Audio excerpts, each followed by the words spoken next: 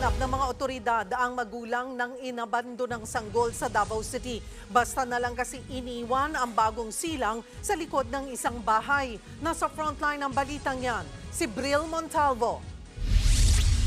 Walang saplot at nakakabit pa ang umbilical cord ng babaeng sanggol nang makita sa isang bakanting lote sa barangay Baguio Proper, Davao City pasado alas 12 ng madaling araw noong Biyernes. Kwento ng kagawad na pansamantalang kumupkop sa sanggol.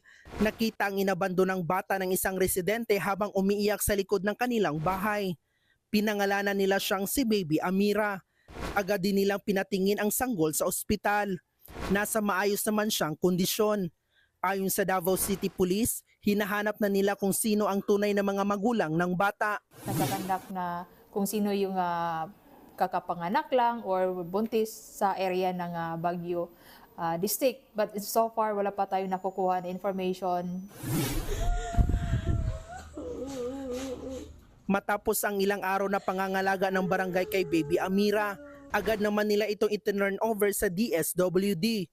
Pero hindi maiwasang maging emosyonal ng kagawad na kumupkop sa kanya. Thank you, baby. Sa mo po nga. Panahon na pasaya ni mo mong pamilya. So, karon din nakakwaon sa DSWD. Kaya magsunod taong protocol.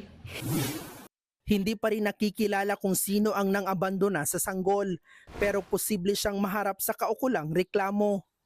Nagbabalita mula sa Frontline, Bril Montalvo, News 5. Mga kapatid, Cheryl Cosim po, huwag maging huli at maging una sa lahat sa balitaan.